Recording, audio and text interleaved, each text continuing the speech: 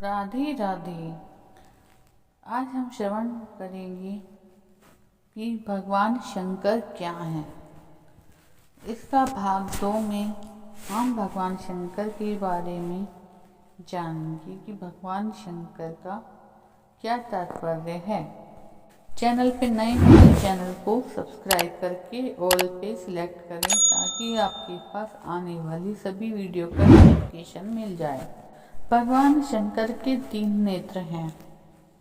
ये कहा जाता है यदि यह तीसरा नेत्र खुल जाए तो सामान्य मनुष्य भी बीज गलने जैसा दुस्साहस करके विशाल वटवृक्ष बनने का असंख्य गुना लाभ प्राप्त कर सकता है। तीसरे नेत्र से तात्पर्य है अपने आप को साधारण क्षमता से उठाकर विशिष्ट श्रेणी में पहुंचा देना। 3 भवबंधन माने जाते हैं, लोभ, मोह, अहंकार। इन तीनों को ही नष्ट करने वाले ऐसे एक अस्त्र की त्रिपुरारी शिव को आवश्यकता है जो हर क्षेत्र में औचित्य की स्थापना कर सके। यह शस्त्र त्रिशूल रूप में धारण किया गया ज्ञान, कर्म और भक्ति की पैनी धाराओं का है। शिव डमरू बजाते और मौज आने पर नृत्य भी करते हैं। यह प्रलयंकर की मस्ती का प्रतीक है। व्यक्ति उदास, निराश और खिन्न विपन्न बैठकर अपनी उपलब्धि शक्तियों को ना खोए, पुलकित प्रफुल्लित जीवन जिए। शिव यही करते हैं, इसी नीति को अपनाते हैं। उनका डमरू ज्ञान, कला, साहित्य और विजय का प्रतीक है।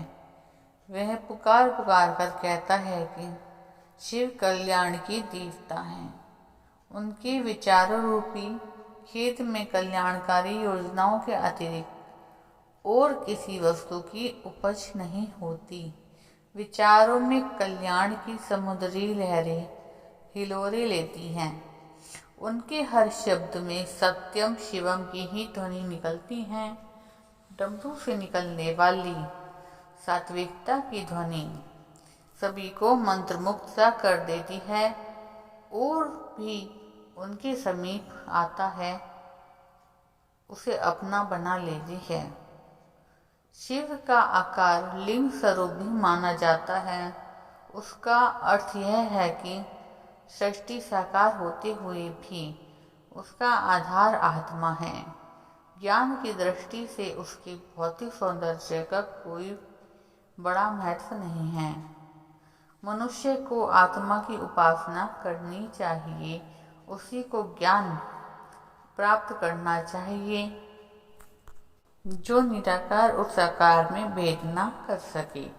सांसारिक रूप, सौंदर्य और विविधता में घसीटकर उस मौलिक सौंदर्य को तिरोहित नहीं करना चाहिए। ग्रस्त होकर भी योगी होना और पूर्ण योगी होना वो भी शिव जी के जीवन की महत्वपूर्ण घटना है। सांसारिक व्यवस्था को चलाती हुई भी वे योगी रहती हैं, पूर्ण ब्रह्मचर्य का पालन करते हैं। वह अपनी धर्म पत्नी को भी मातृ शक्ति के रूप में देखते हैं। यह उनकी महानता का दूसरा आदर्श है। रिद्धि सिद्धियाँ उनके पास रहने में गर्व अनुभव करती हैं। यहाँ उन्होंने यह सिद्ध कर दिया है कि गृहस्थ रहकर भी आत्मकल्याण की साधना असंभव नहीं है। जीवन में पवित्रता रखकर उसे हंसते खेलते पूरा किया जा सकता है। शिव के प्रिय आहार में एक सम्मिलित है भांग।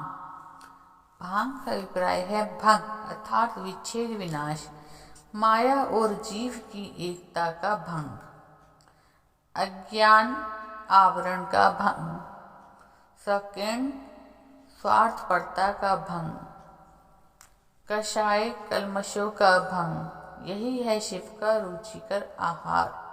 जहाँ शिव की कृपा होती है वहाँ अंधकार की निशा भी भंग हो रही होगी और कल्याणकारक अरुणोदय का पुण्य दर्शन मिल रहा होगा। शिव को पशुपति कहा गया है।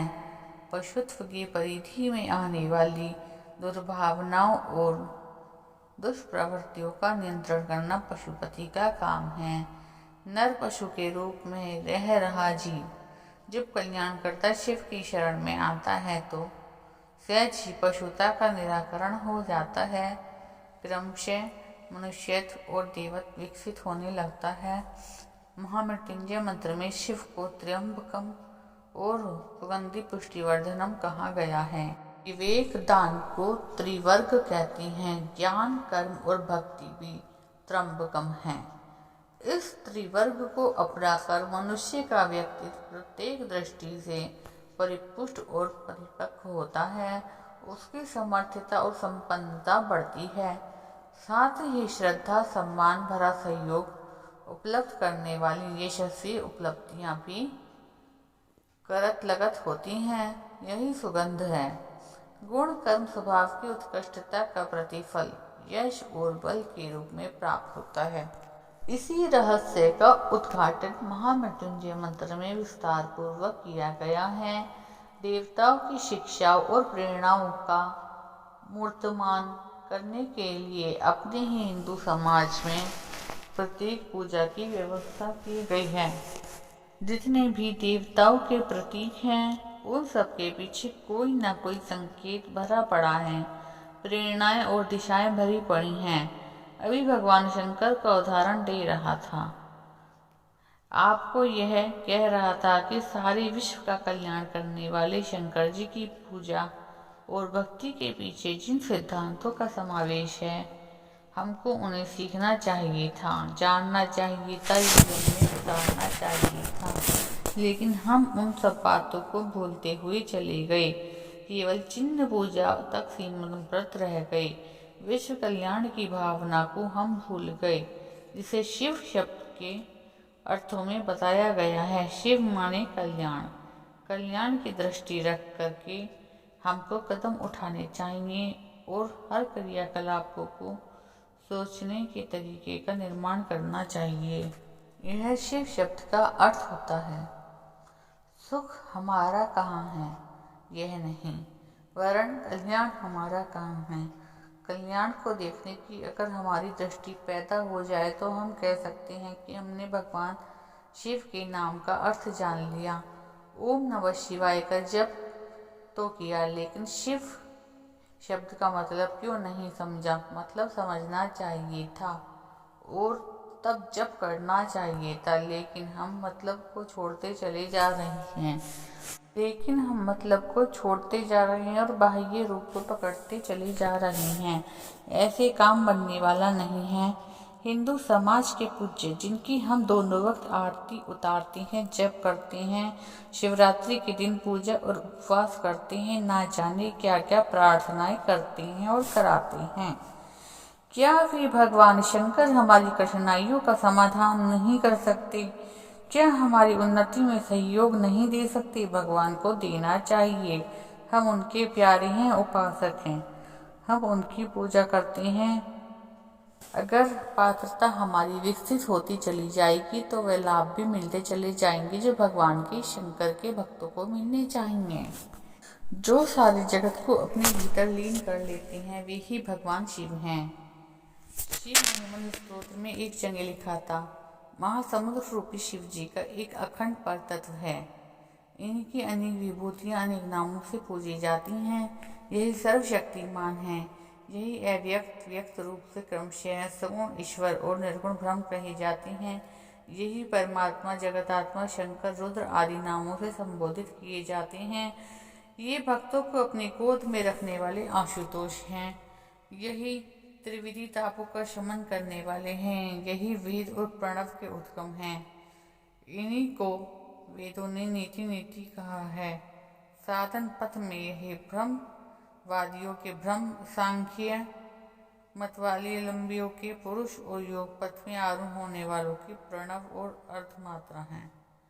जो सुखादि प्रदान करती है वही रात्रि है, क्योंकि दिन भर थक कर थकावट को दूर करने के नव जीवन का संचार करने वाले भी यही हैं। यदि शिव को अच्छे मायनों में, सच्चे मायनों में जान लिया जाए तो मनुष्य शिवों की अवस्था में पहुंच जाएगा। चैनल पे ओम नमः शिवाय लिखना ना भूलें।